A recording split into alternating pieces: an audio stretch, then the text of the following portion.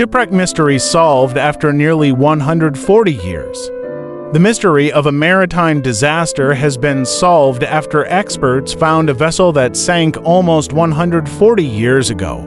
Diver and explorer Dom Robinson identified the SS Nance off Plymouth after examining the wreck site and finding crockery.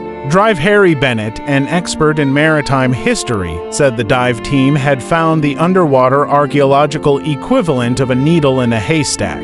Mr. Robinson said solving the mystery ensured those who died were not forgotten. In November 1888, the SS Nance, which was operated by the Cunard Steamship Company, collided with a German sailing vessel, the Theodor Ruger, said Dr. Bennett. The crew spent several hours trying to save their ship, the honorary associate professor in history at the University of Plymouth said. They used mattresses to plug the gap which had opened up in the hull of the SS Nance, he said. The ship sank with the loss of a substantial number of the crew. There were some 23-odd fatalities. There were 3 survivors. Bodies from the wreckage washed ashore at Talon Bay and Loo, in Cornwall, and locals were confronted by this picture of horror, pieces of ship together with bodies, he said. Afterwards, the wreck was essentially lost. Obviously, you're dealing in a period with no satellite navigation, said Dr. Bennett. He added while the crew tried to save the ship, it drifted for several hours before it finally made its way to the bottom, sadly, with many of its crewmen on board.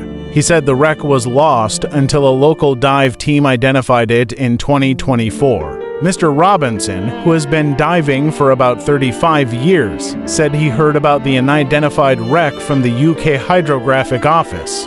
Bingo, we've found it. He said the wreck was clearly an early steamship when we got down there, but at the end of my dive I found a broken piece of plate ... I decided to bring it up to the surface, and we found that had the Cunard steamship crest on it. It was then bingo. We've found it, he said. Dr. Bennett said it was identified by the build and dimensions of the wreck, the technology on board, the cargo, and lastly, and most telling, they find a plate on the back of which is stamped Cunard. This is a Cunard ship. It was very methodical, very dedicated detective work, he said.